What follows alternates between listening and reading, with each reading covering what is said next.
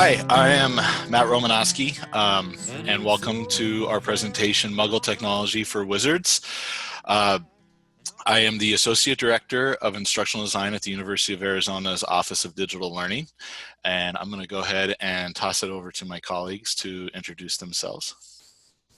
Hi, everybody. I'm Janet Smith. I'm the Assistant Director for Continuous Improvement with the Office of Digital Learning. Hi, everyone. I'm Sarah Maway. I'm the Creative Director for Media and Digital Technology at Digital Learning. And I'm Ziska Strange. I'm the Assistant Director of Technology and Innovation at the Office of Digital Learning. Okay, well, welcome. We'll go ahead and get started with an overview of what we hope to accomplish today. So let me grab my wand here and try one more time. Advance. There we go. All right. We got advance twice. There we go. Our big idea and goals today. So we were hoping to bring a group of people together to crowdsource and collaborate a list of free and limited use free technologies, and then exchange ideas and experiences around using those technologies and how we can integrate them into a variety of modalities, since we've all been thrust into a variety of modalities in the recent months, and share different lessons that we have learned and techniques for evaluating those tools and using them in technology. So I'm going to show the next slide really quickly so that you can see the amazing GIF that Chris came up with. And then she's going to take over and lead you into our first activity. So our first activity is a practice activity, because anytime you play with a new tool, you have to practice. So that bit.ly, I've put it up in the chat for you if you are the clicking type. If you are not the clicking type, it is INTRO Express, like, Hogwarts Express. And I'm going to share my screen, go into Inception. So welcome to Concept Board. Concept Board is an online brainstorming kind of thing. If you have ever whiteboarded, or if you are a part of digital learning and have been subjected to Sarah's brainstorming activities, Concept Board's really easy. And we can see people zooming around the screen. What we want you to do is to create a sticky. So to do that, right here, where it says sticky note, you're going to click there. You're going to pick the color that you want. I'm Ravenclaw, so always blue. You're going to create your sticky note, and then you're going to start typing. So my name is Ziska Strange. Wow, this is a giant sticky. I am the Assistant Director of Tech Innovation. Wow, that's not really my title, but whatever. I'm with UA Arizona. And how comfortable am I with technology? I'm actually going to take this. I'm going to drag it over. I'll say I'm an instructor. I'm an instructor, and I'm really comfortable with technology. So I'm going to drag it over here, and then I'm going to make it kind of smaller because it was gigantic to begin with. So I'm going to stop rambling because I see a whole bunch of you are doing this as well. Give us your name, your title, and your institution, and then click and drag yourself to where you feel that you belong and what your title kind of aligns to. We have instructor, trainer. So trainer is anybody who's teaching other people how to use technology or how to use things. And then vendor, if you are somebody who works with one of the vendors that are attending or are helping sponsor. Muggle is somebody who, doesn't really do technology, doesn't really like technology, maybe has never had the chance to play. A Hogwarts student is somebody who knows enough to be dangerous, and Ministry of Magic is somebody who really knows how to get in there. And I'm going to try to pretend to be really good at wait time as I run my mouth even more. This is actually kind of pretty. There's some really big ones. This is great.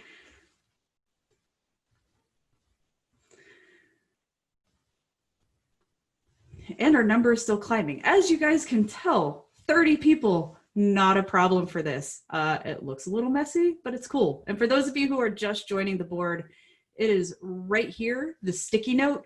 You click and drag the box, and then you can start typing inside of it. Then you can click and drag. You see I'm getting little crosshairs. You can click and drag your Post-it note to where it belongs on the matrix for where you think you belong, or where you feel you belong, or where you hope to belong. Maybe let's do aspirational stuff.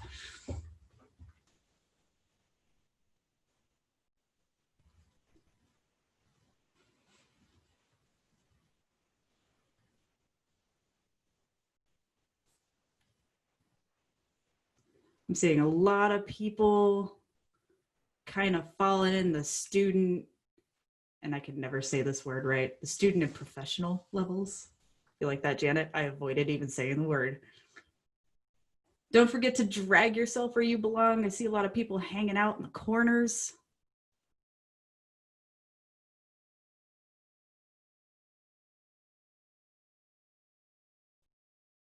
We got some people who are on the fence. I love the creative thinking here.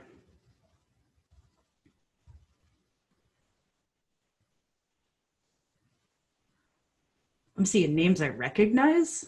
I didn't realize I knew so many people in here. We're famous.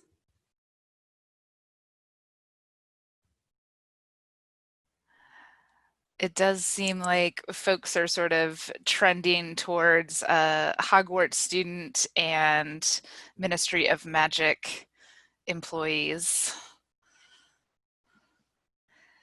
So Celeste, the categories are instructor, trainer, vendor as to sort of where you fall in your organization. And if you are a student, if you want to add yourself to the instructor category, that would be fine. And then Muggle is not least comfortable with technology, Hogwarts student, you know, just enough to be dangerous with technology, and Ministry of Magic, you are a professional.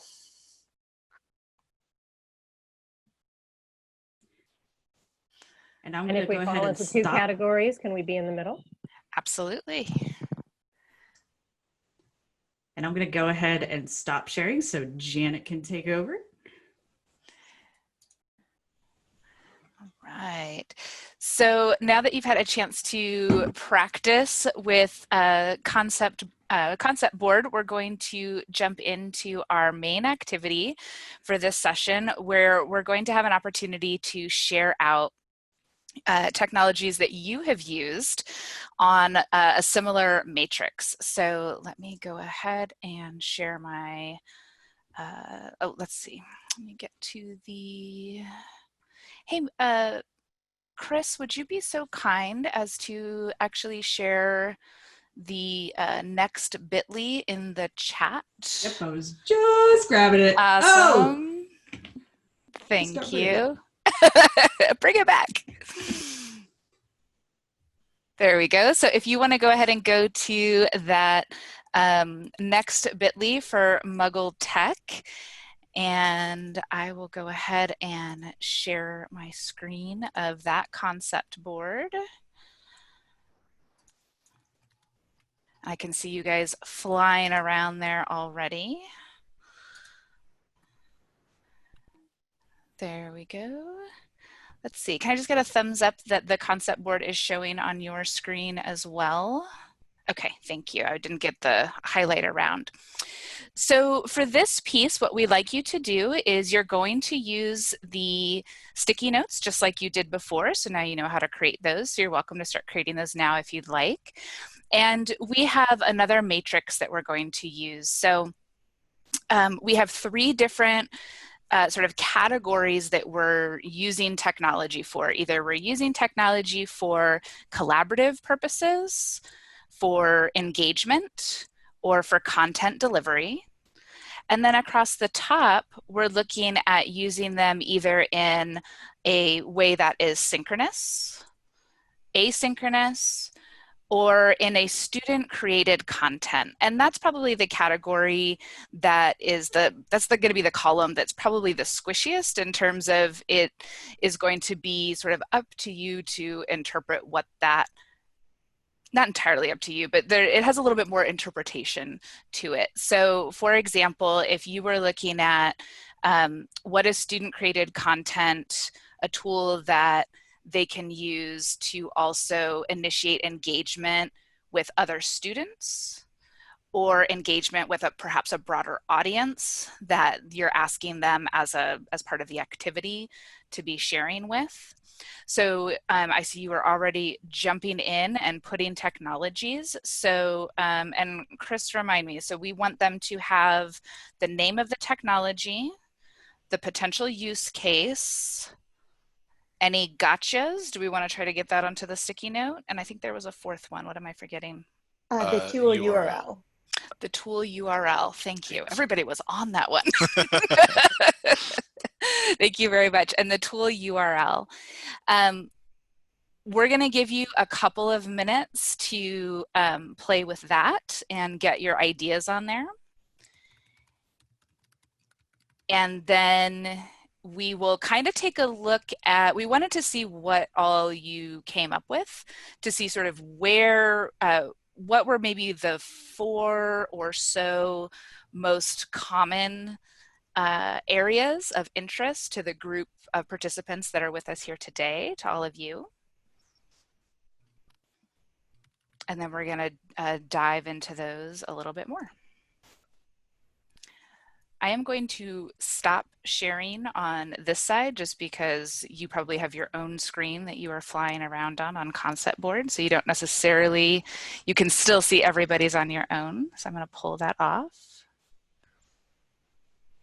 So good question in the chat, something that we already use. It could be something that you already use. It could be something that you are just aware of or are interested in using. Yes, Chris, do you mind dropping the link back of the concept board back into the chat for, yes, thank you.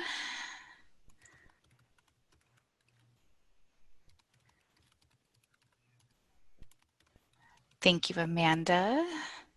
So Sarah, a Padlet came through that Amanda shared where she sort of collects tech. Do we want to add that maybe to our note document?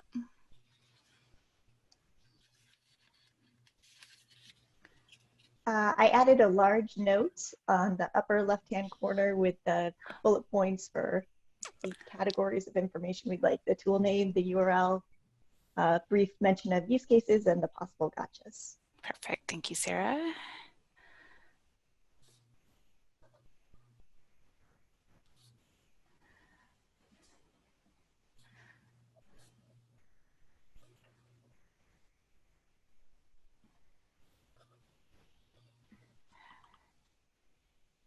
Chris, oh, go ahead. I was going to say, and to answer the mobile question, I haven't seen this on mobile yet, but I have my trusty magical device next to me as always.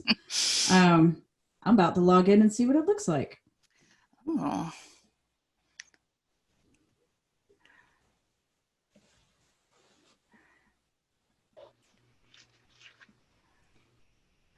So we'll give about, I think about 1 more minute to fill in our concept board.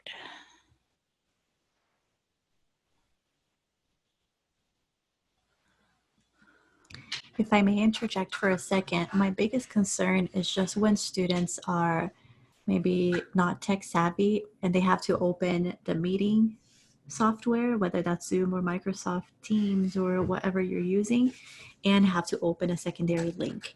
I'm always wondering about how they're going to adapt to that. I'm an instructional technologist, so I haven't actually applied it. So I'm just curious. I know that's a faculty concern.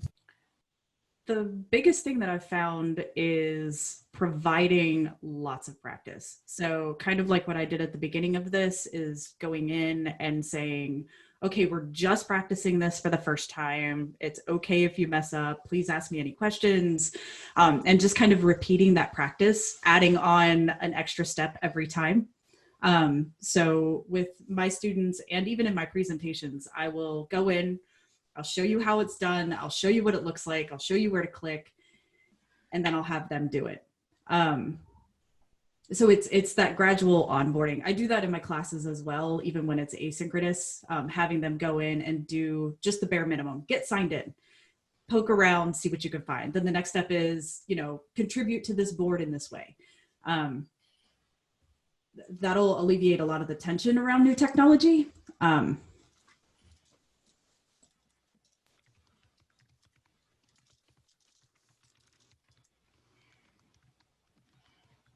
Thank you.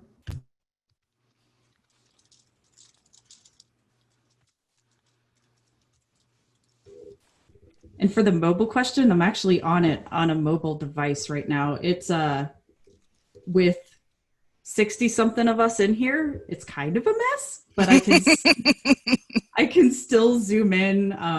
I can create the stuff that I want to create. I actually really like the mobile interface a little bit better. But yeah, it seems it would take a little bit of practice, just like everything else. But it doesn't seem too far off.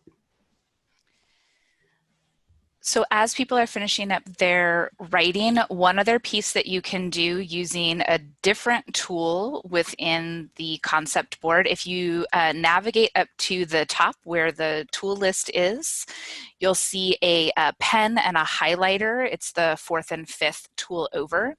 If there's a category that you are really interested in learning about the technologies, but you didn't necessarily have something to contribute, if you want to just place a smallish check mark or X in that part of the matrix. And I'm just looking over at the... Hey, Chris, Deborah had a question in the chat about whether Concept Board was different from Google Jamboard. I know you've used both, so I'm going to kick that over to you. So for the number of people that for the unknown number of people that we were anticipating, this is exactly the same thing. It has different templates that you can put on. So this matrix was actually a template that I just applied. Google Jamboard doesn't have those. But they're pretty much the same thing. If you are a Google campus, Jamboard is amazing.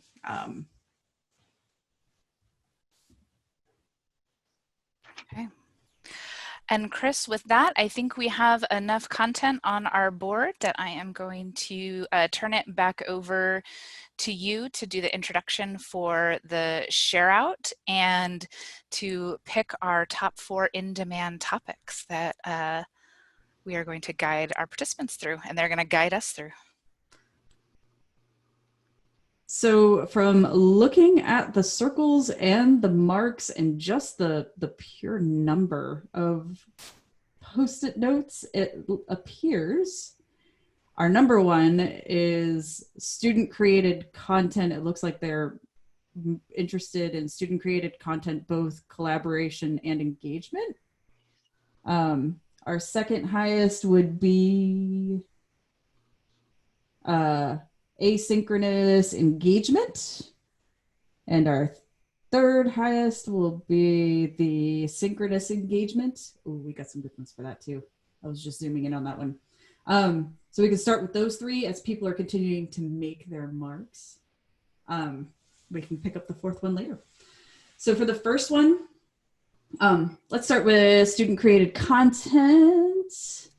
It looks like we have Z-Maps, we have Canva, we have Poplet, we have Flipgrid. Would anybody like to turn their mic on and share out how you have been using the tool that you shared? Hi, this is Amanda. I use most of the tools that were mentioned, but Canva or PictoChart, which I like better, but doesn't give you as much for free.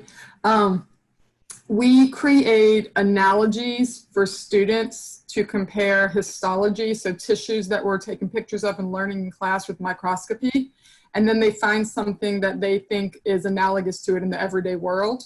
So the last big one we did with the class had to do with food. So every tissue was compared to food, and then we line them up on a infographic and give just little bits.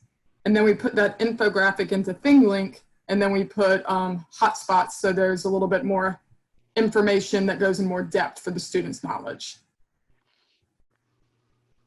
That sounds really cool. Can you tell us just briefly, like, how how did students do with using those tools, and did you have to do scaffolding activities to get them there, or like what happened with on the student side of it? So it does take one-on-one for some students, but what I've realized is that students are pretty tech savvy when it doesn't come to education. So the minute that you try to merge the educational with the social or enjoyment part of using their phone is when we start to have some hiccups. So I do a lot of short videos that walk them step by step, and then I have office hours that they can hop on there and we can do screen shares, and I can either take control of their screen and show them step by step or walk them through. We work in groups. So there's usually one person in the group that kind of takes control of the actual tech part of it, but they still have to collaborate and come up with ideas, but there's not as much pressure that each person in the group is going to end up contributing more than another, because they're using pictures that they take in class and then they have them in a repository. So I have to teach them how to use the Padlet repository first. So it is scaffolding over the few weeks. I actually used to support a faculty member who did something really similar with his culinary arts program.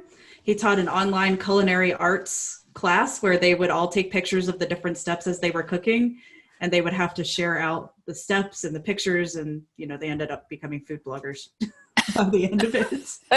That might be more financially rewarding in the long run. I love it. Anybody else that would like to share out for the student created content? Hi, my name is Elizabeth Gordon. I'm an instructional designer at ASU. We'll pretend that we're friendly with each other for today.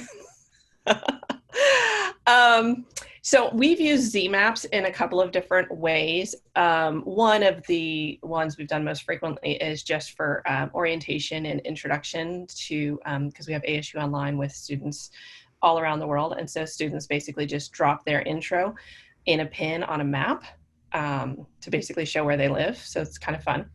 But we recently, in an asynchronous non-credit bearing program that I'm working on right now, we had a class on ethics and the global economy.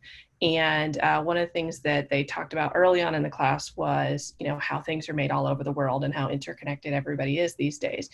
And so the exercise we had the students do was to look at all of the items of clothing that they were wearing and drop a pin and name the item of clothing with wherever that item was created.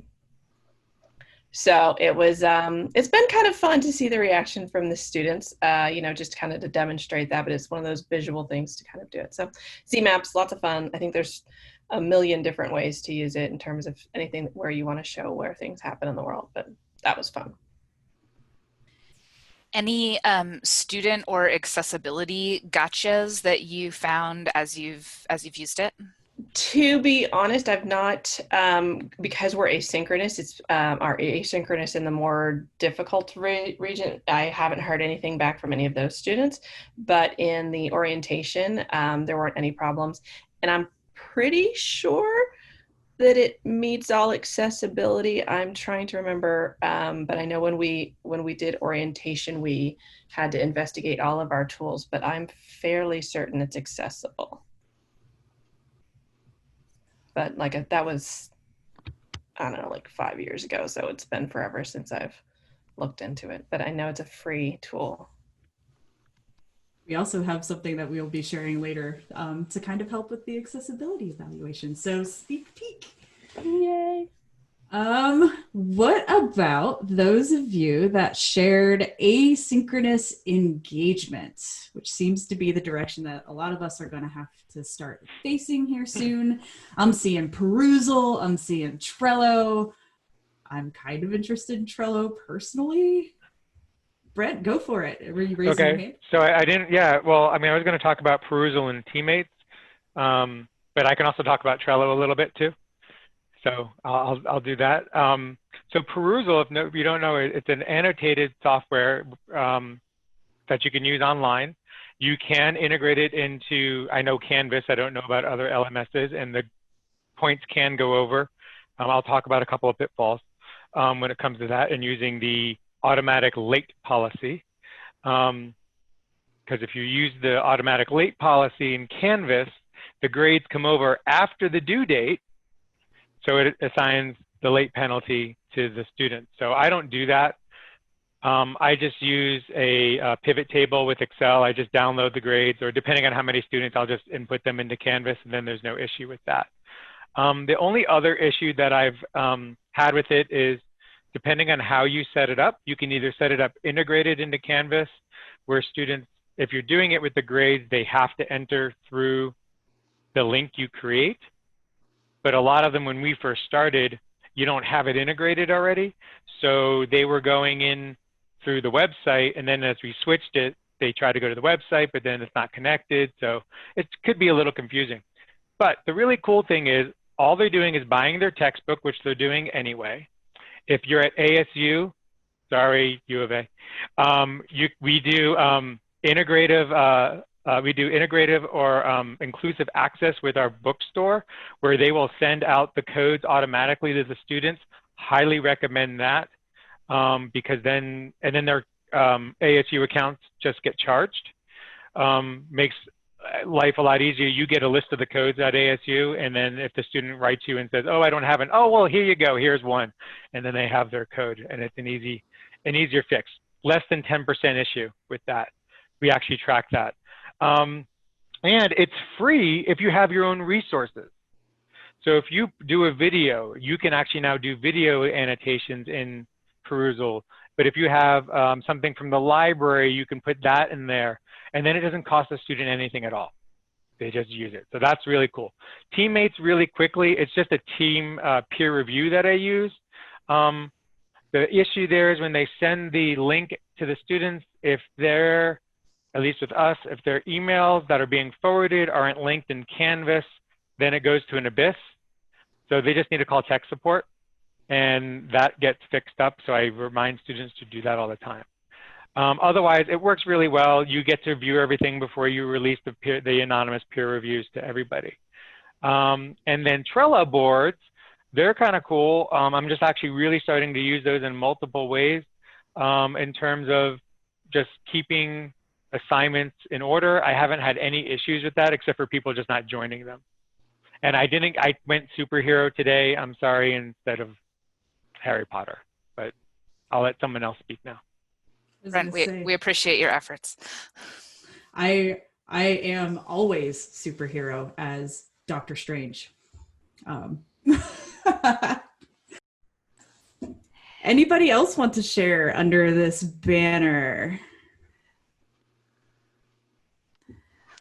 If not, I have a call out that I don't know who it is, but the person who did the green sticky note that talked about the H5P. I know our office has been talking about that. Chris is a huge fan. And yeah, so if either the person who put that sticky note or anybody else that has some use cases with that, particularly if you kind of consider yourself a muggle with technology, but dove into H5P anyways, I would be particularly interested in your use cases. The green sticky was me, Elizabeth Gordon, again. Yay! I use H5P extensively, both in my orientation work and with this asynchronous online education program we're doing. And I tell absolutely everybody I know about H5P. I've told my teacher friends, if I could put an H5P banner on all of my social media posts, I would.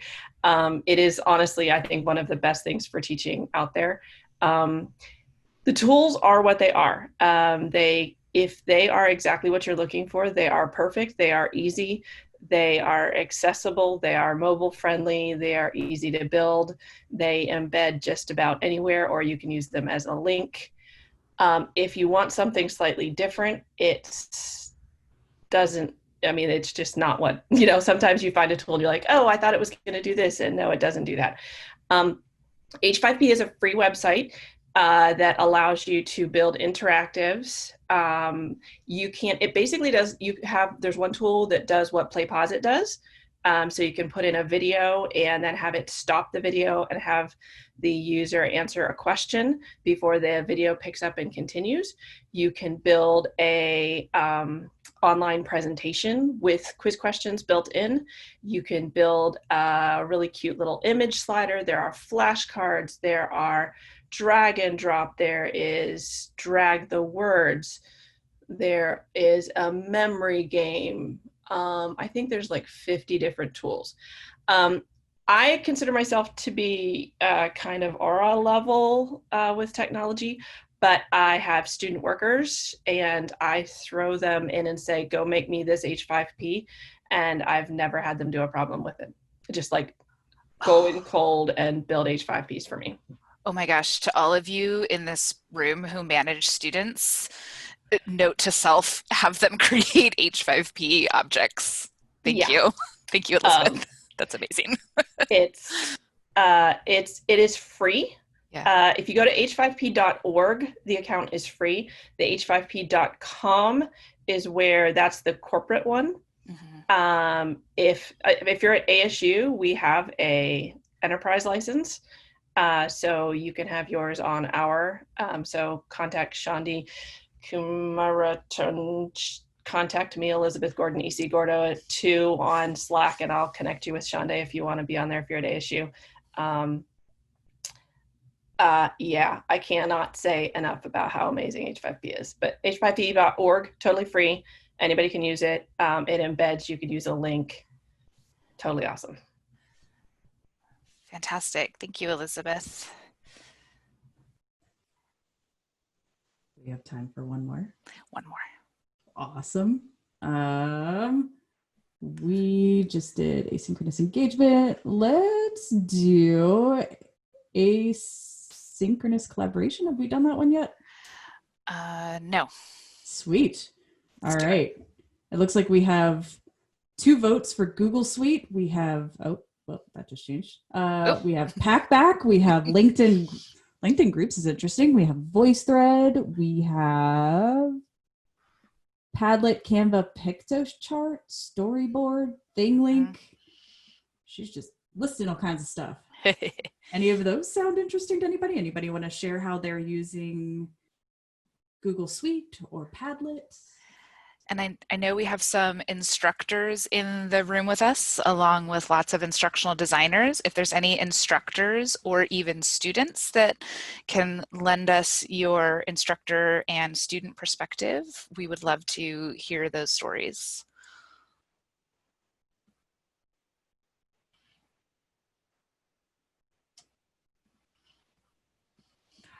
I mean, Can I put in a plug here? Yeah.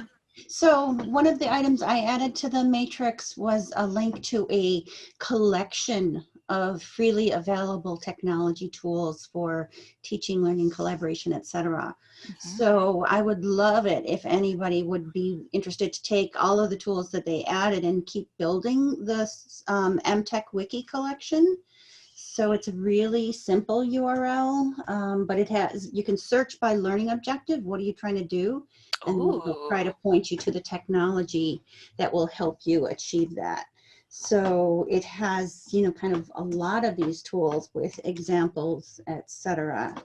So I just wanted to let people know, because it seems like people are interested in this kind of stuff in this group here now. So there's the URL. Fantastic. Add your tools when you get a chance.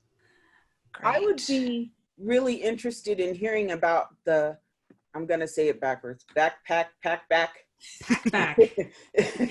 For whoever posted that.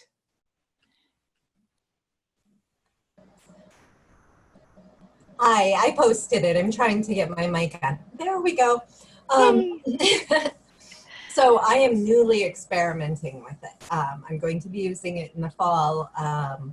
One of our guys in our library and information technology services uses it all the time, and he swears by it. He loves it.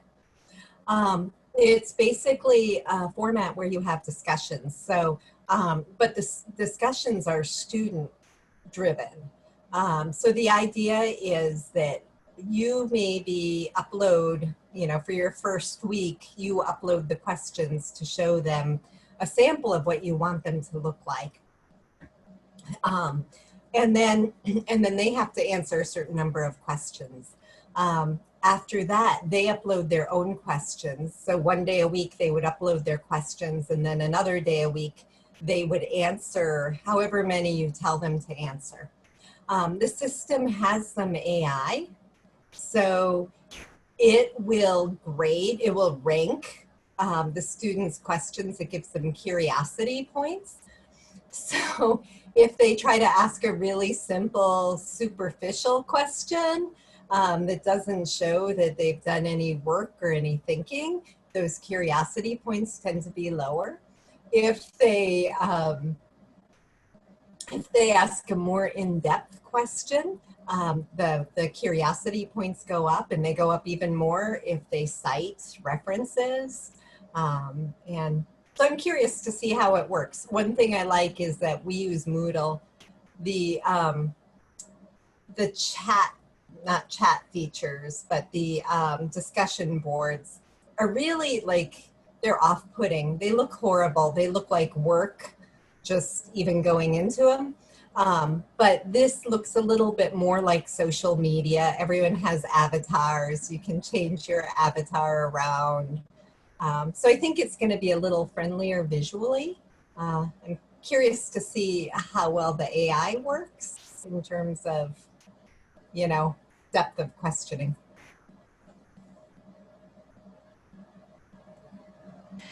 And Michelle, what has the student response been like? What's your feel so far?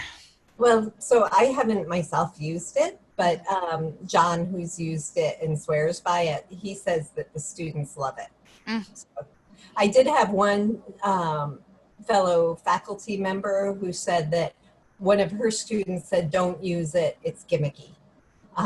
So we'll see. There's always one. That's fine. We need those voices too.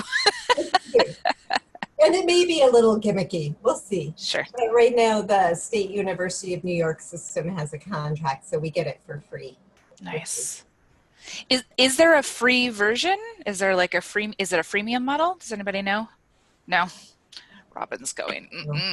I do have to say the customer service itself with this is amazing, because already they've met with me like 3 times, and I've got a 4th meeting set up with them right before school starts to see how it goes. So I've never seen customer service like this for something that seems like it's relatively intuitive. Thank you. Laura had a question in the chat about privacy concerns with any of these platforms. Just to address that briefly, I don't, off the top of my head, I don't know about each individual platform, but I would say just in general, you always want to make sure that any technology that you're requiring students to use, you provide them the link to the updated privacy statement, and please check every semester that you have that in your course, that link still works, and make sure that they are comfortable with that.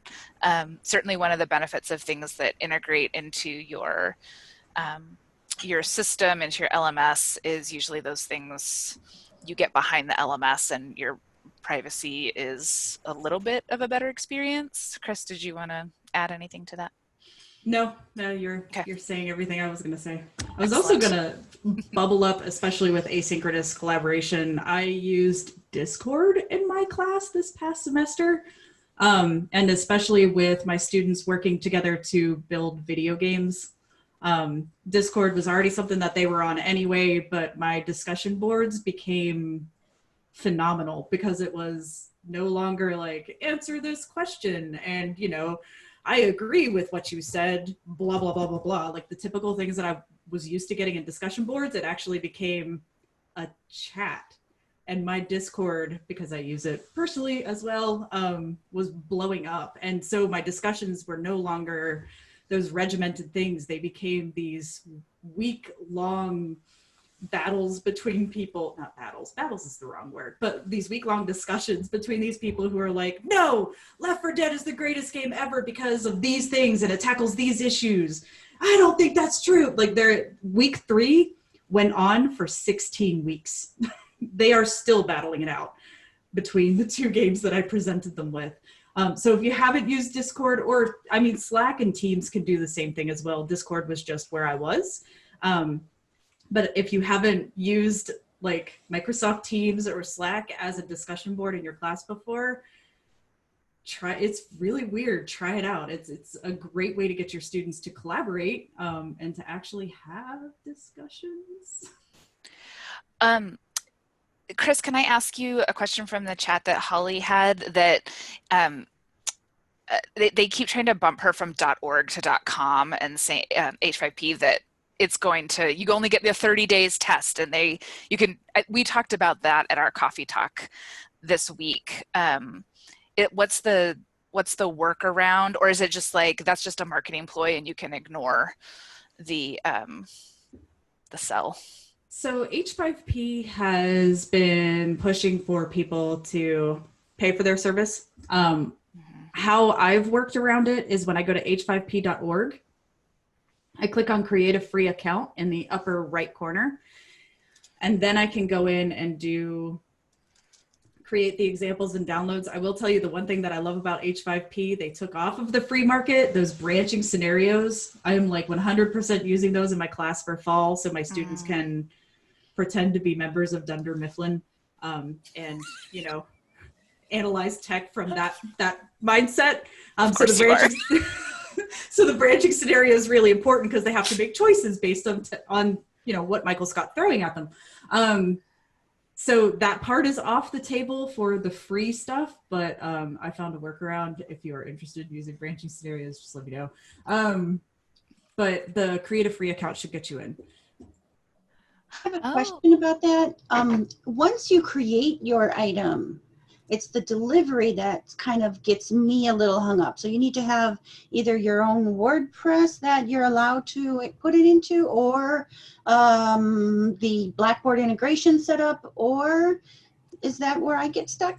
Or that's where I get stuck? So what I do is at the bottom of what you've created, there will be two tiny little words side by side. One says reuse, the other one says embed. I take that embed, I click embed, I get that embed code, and I embed it into my lesson. So if you are HTML, if you know how to get to the HTML for your LMS, you can just embed it. Okay. The only caveat with that is that the grades won't go to your grade book. So if it's a practice, or if it's just that formative learning aspect, it's perfect. Okay, got it. Thanks. You're welcome. So Chris, we have like 2 minutes before we're going to do our wrap up. Is there a 2-minute tool that we can explore from our matrix? I'm seeing ones that I'm super interested in. Anybody else that would like to share out, just in case if we want to hear your voices? What's Wheel of Names? I know, right? What is Wheel of Names? Enlighten us. Is that person still here? Wop, wop. It's a random name picker. Oh, this is amazing. We could use that in our team meetings. I know, right? I can share a similar tool that is just wheel decide. So you can put whatever you want in the wheel, numbers, answers, names, whatever, and spin it around and it will pick for you. And it's really cool. Wheel decide. I will add it to the matrix. Very good. I used to just roll a D20 and call on whoever was the number on my roster list. But I believe my gamer is showing. The K-12 version is the jar full of popsicle sticks with all the kids' names on it. Yes. I mean, if you really want to go get in touch with your, former 8-year-old self and pull out popsicle sticks. I love it. Awesome. Well, I hope everybody had a magical experience watching all of our notes appearing on our share out board, on the concept board. It was really fun to see the names and cursors floating around and the ideas coming up. And obviously there's so much more technology than we could possibly discuss in the short time we got today.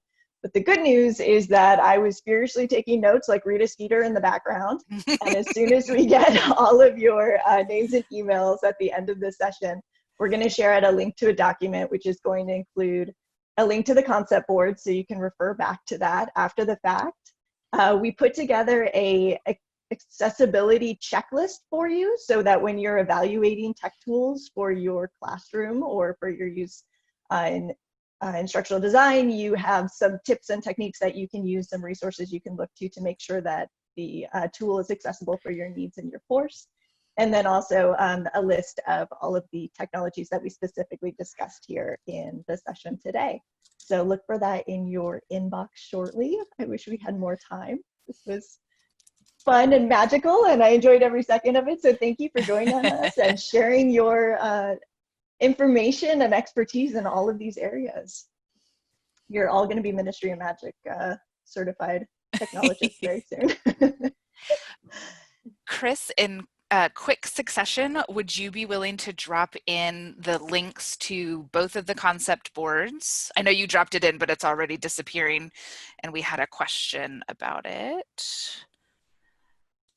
I can give you a drop. Oh, hold on here. Here's the one doc to rule them all. The concept boards will both be on there. Okay, perfect. There we go. We have 3 minutes left. We are done with our part of the presentation, but if you have any final questions, comments, or if you're like, awesome, I have another meeting that I'm already late to and I need to run, thank you for coming. We really appreciate you all being here. We hope that you're enjoying learning human. And can we give a big round of applause to Liam for being our student facilitator and has been volunteered his time this week to assist the Learning Human folks, and we really appreciate the student perspectives that he brings. So thank you, Liam.